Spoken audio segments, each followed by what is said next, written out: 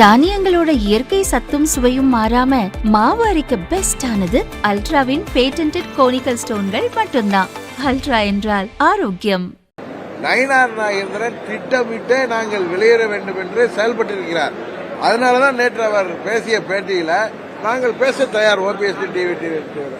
OPS அவர்கள் பிரதமர் வந்த பொழுது அவரை சந்திப்பதற்காக மாநில தலைவரிடம் டெலிபோன் பண்ணப்போ ஓபிஎஸ் போனை எடுக்கல. அவர் நான் பேசுன்னு சொல்லி மெசேஜ் போட்டிருக்கார். அதையெல்லாம் மறைத்து விட்டு பொய்யாக என்னிடம் வந்து கேட்டிருந்தால் நான் செய்திருப்பேன்னு சொல்றாரு. அது அகம்பாவம் தானே, ஆனவம் தானே. நீங்க பாஜகவோட மாநில தலைவர் தான், எங்களுக்கு என்ன சார்? ஓபிஎஸ் கேட்டா ஓபிஎஸ் அதெல்லாம் வெளியிடுற அளவுக்கு அநாகரிகமானவர் அல்ல. இவர் நான் பொய் சொன்னதை அவர் எடுத்து வெளில விட்டார். இன்றைக்கு கூட நேற்று பேட்டியில் பாருங்க, நான் பேச தயார். சும்மா அரசியலுக்காக அவர் புருடா விடுறார். அவருடைய மனநிலை அது அல்ல. அவர் பாஜகவின் மாநில தலைவராக அந்த கட்சிக்கு நல்லது எது என்பதை அவர் செயல்படுத்துவதாக தெரியவில்லை. நாங்கள் வெளியேறதுக்கு முக்கிய காரணமே அவருடைய செயல்பாடுகள், அவருடைய மனநிலை. அதான் சொல்றேன், ஓபிஎஸ்க்காக இவர் எதுக்கு பேசணும்னு கேட்கிறாரு. அப்பவே தெரியலையா அவருடைய மனநிலை என்ன என்பது? ஓபிஎஸ்க்காக நான் பேசாம யார் பேச முடியும்? நாங்கள் 2 பேரும் ஒன்றாக செயல்படுவேன் என்று சொல்லியிருக்கோம். இன்றைக்கு ஓபிஎஸ் நானும் ஒன்னாதான் அந்த கூட்டணிக்கு போனோம். எனக்காக தேனி தொகுதியை விட்டு கொடுத்தவர் ஓபிஎஸ். அவர் மகன் வெற்றி பெற்ற தொகுதியை நான் போட்டியிட வேண்டும் என்று எனக்காக வெற்றி கொடுத்து விட்டு அங்கே ராமநாதபுரத்தில் வந்து சுயேட்சை சின்னத்தில் நின்றவர்.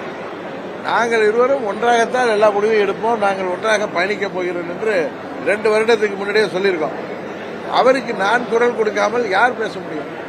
அவருக்கு அநீதி நடந்திருக்கிறது, அவர் அவமானப்படுத்தப்பட்டிருக்கிறார், அவருடைய சுய கௌரவம் பாதிக்கப்பட்டிருக்கிறது என்று சொன்னா அவருக்காக இவர் ஏன் பேசுகிறார் என்று கேட்பதிலிருந்து நயினார் நாகேந்திரன் நாங்கள் அங்கு தொடர்வதை விரும்பவில்லை என்பது தெரிகிறது.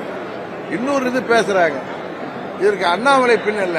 அண்ணாமலை முதல் நாளிலிருந்து அண்ணன் அவசரப்பட வேணாம், அண்ணன் சற்று பொறுமை காருங்கள், உங்களுக்குள்ள மரியாதை கிடைக்கும். நான் அவர்கிட்டே சொல்லிருக்கேன், இல்ல ரைட் பிரதர், பழனிசாமியை முதலமைச்சர் ஆகிட்டு ஏற்றுக்கிட்டு நாங்கள் வர முடியுமா பிரதர்? என்ன எங்களை நீங்க எங்கள் கட்சியை அழைத்துக் கொண்டு எங்களை தற்கொலைக்கு சமமான முடிவை நாங்கள் என்றைக்கு எடுக்க முடியாது அவர்கிட்டே சொல்லியிருக்கேன். அவர் என்ன சமாதானப்படுத்தார்? அவர் தலைவராக இருந்த பொழுது அவர் வந்து நடுநிலையோடு செயல்பட்டார், எங்களது தேவையை உணர்ந்திருந்தார். எங்களுக்கு கூட்டணி கட்சி தலைவர்களுக்கு உரிய மரியாதை யாராக இருந்தாலும், அது நானாக இருந்தாலும் சரி, ஐயா வாசனாக இருந்தாலும் சரி, ஜான் பாண்டியனாக இருந்தாலும் சரி, சகோதரர் ஏசிஎஸ் ஆக இருந்தாலும் சரி, எந்த கட்சிக்கும் அவர் மிகவும் தன்மையாக நடந்து கொண்டவர். நாங்கள் இவரிடம் எதிர்பார்ப்பது யதார்த்தத்தையும் தன்மையும் தான். இவர் ஏதோ ஒரு அகம்பாவத்தில் பேசினால், பன்னீர்செல்வத்தை என்னிடம் கேட்டு இருந்தால் நான் வாங்கி கொடுத்திருப்பேன் என்று சொல்வதே ஆணவமா இல்லையா? அதனால தான் சொல்கிறேன், நாங்கள் டிசம்பர் வரை பொறுத்திருப்போம் சொன்னேன். ஆனால் எங்கள் தொண்டர்களும் நிர்வாகிகளும் நயினார் நாகேந்திரன் பேச்சும் அந்த துரோகம், ஊரெல்லாம் போய் பேசுகிறதையும், ஆணவத்தில் ஆடுவதையும், அகங்காரத்தில் பேசுவதையும், பேயாட்டம் போடுவதையும் பார்த்தால் எப்படி நாங்கள் அமைதியாக இருக்க துரோகம் நியாயப்படுத்தப்படுவதாக நினைத்து வெளியேறினோம். அதுக்கு முழு காரணம் திரு நயினார் நாகேந்திரன் அவர்கள் தான். இதை நான் யாரிடம் சொல்ல தயாராக இருக்கிறேன்? அவர் பழனிசாமி போதும், அது பெரிய கட்சி போதும், 21 தேர்தலில் அவங்க அனைத்து நாங்கள் ஜெயிச்சிட்டோம்னு நினைக்கிறார். இன்றைக்கு தமிழ்நாட்டு மனநிலை என்ன என்பதை அவருக்கும் புரியவில்லை, அவர்களை சேர்ந்தவர்களுக்கும் புரியவில்லை.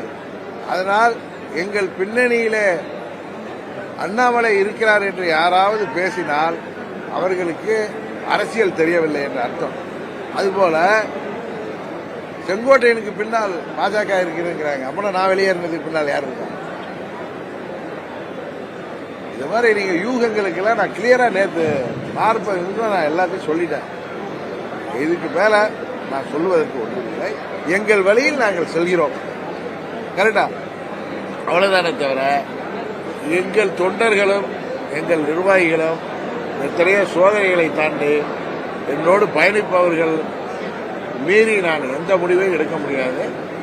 அவர்களை எதிர்காலம் கருதி நான் நல்ல முடிவு எடுக்கிறேன். விஜய் அவர்கள் அவர் கட்சி ஆரம்பித்த காலத்திலிருந்து நான் சொல்கிறேன், அவருக்கு மக்கள் தான் முடிவு பண்ண வேண்டும். இன்னொன்று, எங்களை விமர்சிக்காதவர்களை பற்றி நாங்கள் விமர்சிக்கிறோம். நேற்று கூட நான் சொன்னது, ஒரு பத்திரிகை துறையை சேர்ந்த நண்பர் அவர் தலைமையை ஏற்றுக்கொண்டு நீங்க போவீர்களான்னு கேட்டது, ஒருவரை ஏன் இப்படி குறைச்சு பேசுகிறீர்கள்? நீங்க தானே சொல்றீங்க அவருக்கு 15% இருக்கு, 20% இருக்குன்னு. எதுக்கு அவரை அப்படி பேசுறீங்க? ஏன் அவன் கூட போனா என்ன? புரட்சி தலைவர் கட்சி ஆரம்பிச்ச போது அவர் புரட்சி தலைவரோட கம்பேர் பண்ணி சொல்லல. அவரோட மூத்த கம்யூனிஸ்ட் தலைவர்கள் கல்யாண சுந்தரம் எல்லாம் பயணம் செய்திருக்காங்க. அரசியல்ல அனுபவம் என்பது ஒரு பக்கம் இருந்தாலும் இதுல ஒன்றும் இத்தனை வருஷம் கட்சி நடத்தினாதான் எலெக்ஷன்ல நிக்கலாம்னு கிடையாது. அவரும் ஒரு மக்கள் விரும்புகின்ற நடிகர். அவரு ஒரு துணிச்சலா ஒரு கட்சி ஆரம்பிச்சிருக்காரு. எத்தனையோ பேர் பயப்படுறப்ப அவர் ஆரம்பிச்சிருக்காரு. அதை போய் நம்ம பார்த்து பொறாமைப்பட வேண்டிய அவசியம் என்ன? அவர் விஜயகாந்தை போல ஒரு இம்பாக்டை உருவாக்கலாம்னு சொன்னது நான் யதார்த்தம். இது விஜய் நோக்கி நகர்வதோ அப்படின்னு அவங்க மூளைக்கு யோசிச்சு இவங்க டிபேட்டை நடத்துறதுக்கு பேசுறதுக்கெல்லாம் நாங்கள் பொறுப்பல்ல. நாங்கள் என்ன செய்கிறோம் என்பதை பொறுத்திருந்து பாருங்கள். நீங்கள் நினைக்காத ஒரு கூட்டணி எல்லாம் அமைய வாய்ப்பு இருக்கிறது. அம்மா மக்கள் முன்னேற்ற கழகம் இந்த தேர்தலில் வெற்றி முத்திரை பதிக்கும். நாங்கள் எந்த கூட்டணியில சேர்கிறோமோ அந்த கூட்டணி தான் வெற்றி கூட்டணியாக இருக்க போகிறது என்பதை மாத்திரம் இந்த நேரத்தில் சொல்லிக்கிறேன்.